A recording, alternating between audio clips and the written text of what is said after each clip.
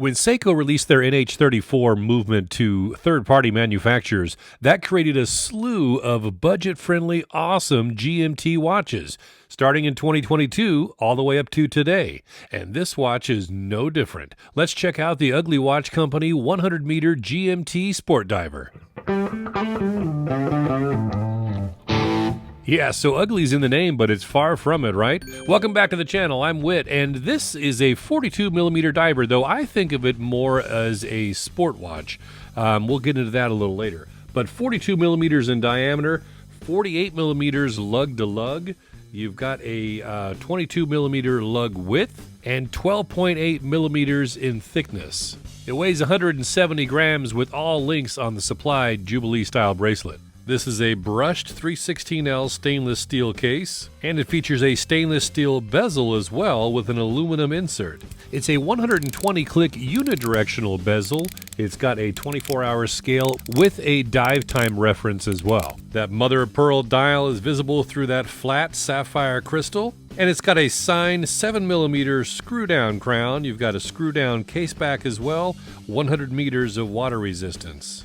Luminescence is BGW9 blue throughout the handset indices and the loom pip.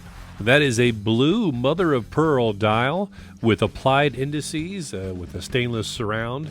The handset is polished steel on the hour and the seconds hand, and glossy red on the minute and GMT hands. The watch sports a Jubilee-style bracelet with solid end links, solid links, and screw pins for adjusting the size. Features a fold-over safety latch on the clasp, double push-button deployant, milled scissor, and 3 micro-adjusts.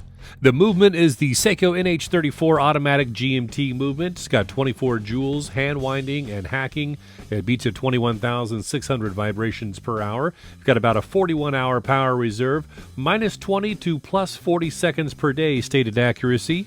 I hand timed this over 11 days, and it came in at plus 9.0 seconds per day. The watch comes in this ugly case, which is great for travel. I mean, it's soft-sided but very durable. It's going to protect the watch nicely. So great for travel. Again, instead of getting a box that sits on a shelf forever, this is a case you can actually use. Wear one watch, take another one with you. Okay, on to my likes and dislikes. I'm going to start with the dislikes first. So I've got to say that the bezel is very tight if it's been sitting for a while. It seems like once you've started turning it, that it will loosen up a little and turn a little easier. But that first ratcheting is pretty tough. And that is also impeded by the actual bezel grip itself. While it looks like it's got a decent knurling and a real beefy size, it's actually very thin. That's not a lot of real estate to grab. I mean, don't get me wrong, I like the aesthetics. It looks great. But as you can see, it barely sticks out from the side of the case. It's hard to get a grip of it here because of the end links, and hard to get a grip of it on this side because of the crown. So the places for you to grab it and spin it are kind of limited, and then in the addition of that knurling, it makes it pretty tough to turn. Again, that's just because it's so tight. If it were to move a little more freely, I think that this knurling and the design would be absolutely perfect. Second to that, I kind of wish it was a bi-directional bezel as well for greater GMT functionality. And onto the bracelet, I did have some of the screws for the sizing had kind of unraveled loose, and then you'll notice here there's also a screw that connects the first link to the end link, and I had one of those come all the way out. So if it were me, I think after I'd got it properly sized where I'd like it, I would use a little Loctite to just keep those threads from coming loose. Now, as a side note, I mentioned that screw here that connects the first link to the end link.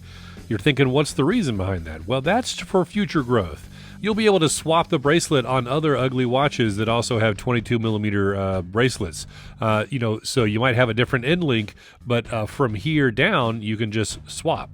And one of the last things that I'm not quite fond of is the font and print of that 100m GMT.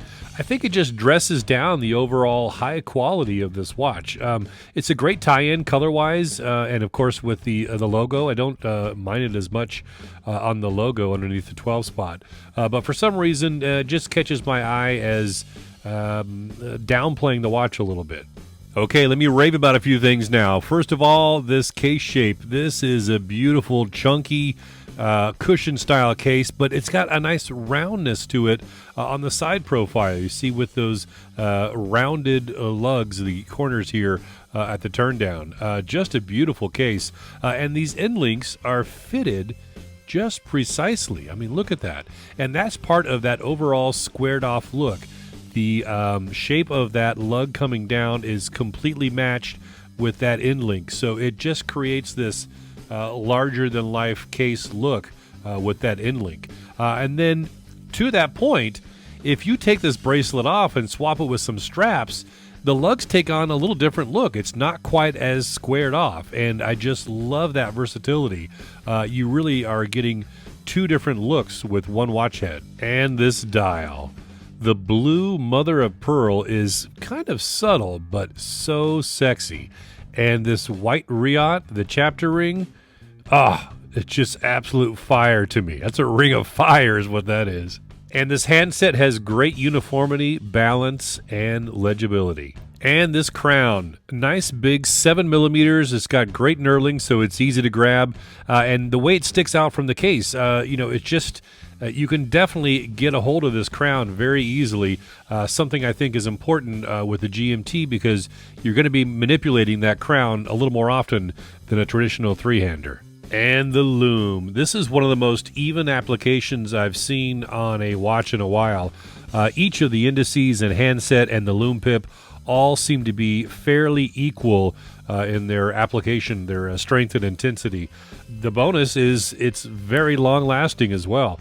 I found it bright enough to be very legible clear through to the morning hours.